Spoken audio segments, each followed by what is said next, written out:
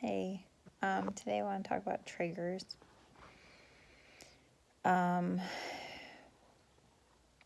Triggers are hard. Sometimes they're huge, really life-altering stuff, and sometimes they're minor, as far as other people would look at them, but they can still have the same effect when it comes to Ed.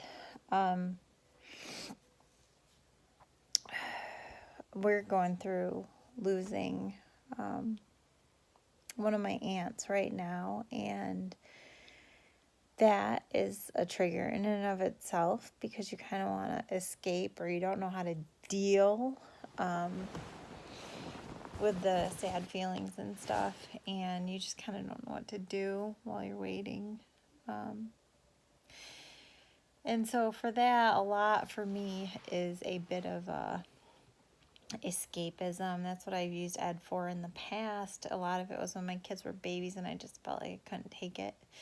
And so Ed was my escape. And just the binging, the mindless eating, the gorging of myself with food, I guess to numb the feelings or to make it feel like it all just went away, could go away or was gone for a minute. I get overwhelmed easily, and oh my gosh, when I was in the thick of babies, you guys, it was so hard for me. I did not handle that well. I love them. They're cute. But I was very overwhelmed all the time. And so Ed became an escape. And that's kind of where I'm at now. I want my body and my brain want to kind of fall back into that escapism. Like, I'm really sad. I don't want to talk about it because that's not what this is about. Um, but I don't, I'm not sad every minute of every day, these last few days, but I do find myself being exhausted from the grief and the process, of what's going on with Aunt Holly. And, it's a trigger, you know, it's a trigger for wanting to just watch TV and binge eat. And so right now, so far, to stop that, I've just been really tired, so I've been just like trying to lay in bed and go to sleep or avoid it. And I think I need to figure out something to do with my hands, that's not brain oriented when I watch TV, because so often hand in hand the mindless TV stuff goes hand in hand with the mindless mouth stuff. And we talked about something in our recovery group that was so great and so wise, but so hard. And I'm sad it's the truth, but nothing will ever feel the same as Ed. I can find a substitute. I can use substitute measures like, one thing I do for a distraction is I play Tetris on a little old school machine. And that's good, but like, then when I need to zone out, I still need something different. And it's hard to know that nothing is ever going to feel the same as Ed. And we kind of have to like accept that. But I don't know what else to put in that spot some days. Another trigger, then this is on a smaller scale, if you're dealing with grief or trauma, I can absolutely see why Ed could be your go-to. But we want to press into healing. Remember, we want to get better. And so in the hard moments, we need to just like take a step back or get the hell out of Dodge. For me, that's like going upstairs and just leaving the kitchen no matter what state it's in. Sometimes it's even leaving the house or for me, like when my kids are home and Damon's not home, it's actually a physical proximity to food, and I just have to step away. But I hit another trigger that was odd to me, and I say these things because I don't know what you're going through. I don't know what triggers you. I don't know exactly what you're dealing with, but my whole point of this was to share my story and what I deal with. So I heard someone's story, their story about their recovery from an eating disorder, and she was sweet and kind and nice and wonderful, but I had a really hard time because she's very, very into exercise. And so hearing her story and how she was so excited to get back to exercising, and she works at the Y, and like all that's wonderful, but for me I'm like, but I want to look like you, so I don't think this is helping.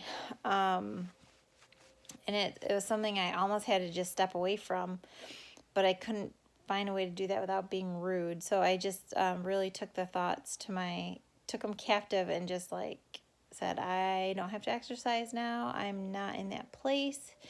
It is not good for me. My brain can't handle it. So that was a trigger for me, a very surprising one. And then, and I can tell too, right now at this stage, it's been like 6 weeks, maybe 7, since I've binged and purged, which is really great. It's huge. I'm going from 1 or 2 times a day, every day, people, to I've had 6 weeks of not, and that's huge for me. So anyways, I'm gaining weight. I didn't step on the scale, but I can feel it, and it makes me really, really just want to like resort to all my old habits, or find a diet plan and get started. And I got to try harder, and I got to work harder, and it's not okay to gain weight. It is okay to gain weight. I read a wonderful blog, says 15 things to do when you're trying to recover from an eating disorder, and dealing with the weight gain specifically. And some of it's like, I can't look at full length mirrors. I cannot body check, which means looking at my waist. That's my thing. That's where I don't like where I carry my weight, but it's okay because that's how I'm made. That's where I carry my weight, and it's fine. But the actual physical act of gaining weight is a huge trigger to want to resort to all that garbage from before. It's pretty terrifying sometimes, and especially when you're tired, and especially when you're going through some, high level stress stuff. That just makes all those feelings that much stronger. So I don't have any answers right now. This is about my story. And I'm continuing forward. I'm digging into, like that blog about how to deal with it. So that was a good one. What were some of the other things she said?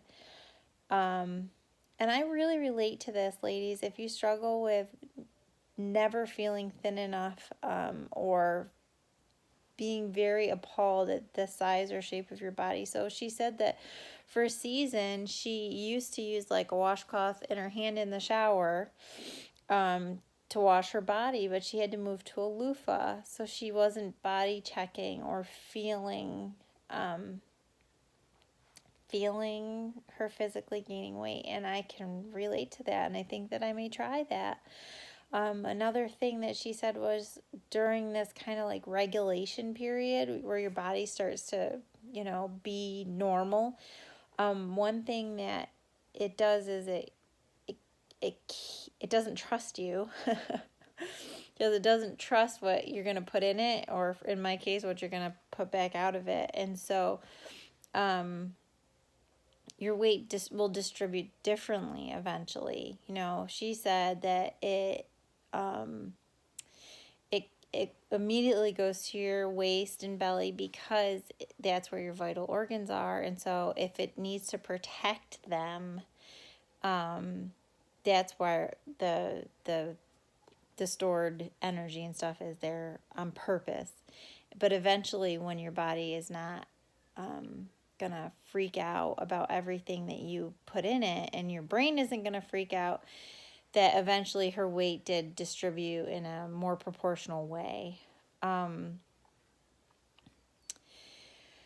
So those were good tips. She said that she didn't wear anything restricting, because that was a huge trigger for me. Yesterday, I put on a pair of jeans and a t-shirt that I like, and I was very uncomfortable all day. So she wore comfy clothes the whole time until her body kind of regulated. So those were a lot of good tips. Triggers are hard. I'm tired right now. I just want to encourage all of you who are struggling out there with eating disorders. It's a long road. You know that. You know it's not going to be better overnight. But it will get better. And it's just like anything. It's cyclical. You know, you get highs and lows and highs and lows. And right now I'm in a low. But that's okay. You'll be in a low too, and you'll be in a high, and you'll be in a place where food doesn't control you, and then you'll think about it every second. But eventually, those will kind of really mellow out, you know, to kind of waves, and you'll be able to deal with them better. So I just want to encourage you to soldier on. You are worth the fight, and if you gain weight, you're just as valuable, and you are enough. It doesn't matter what you did today. It doesn't matter if you're comfortable in a messy house. Good for you. If that's where you're comfortable and it makes you happy, that's great.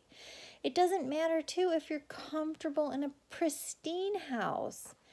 That's okay, too. You know, I was thinking about that today. My house goes in between both of those. Sometimes it's great, sometimes it's terrible. And it shouldn't be ever be what I base my value on. You either. If you did the things you if you didn't get the things done that you wanted to today, you are enough just by being you. So think about that today. Kind of dwell on that. Think about your triggers. See if you have any. See how you deal with them. See how you cope. If you need help with that, we got a great handout in our recovery group a couple weeks ago about coping mechanisms. Yeah, I guess that's it for now. Just keep praying for me and my family, my other aunts and relatives, as we are going through some hard stuff. And I appreciate that tremendously. Thank you.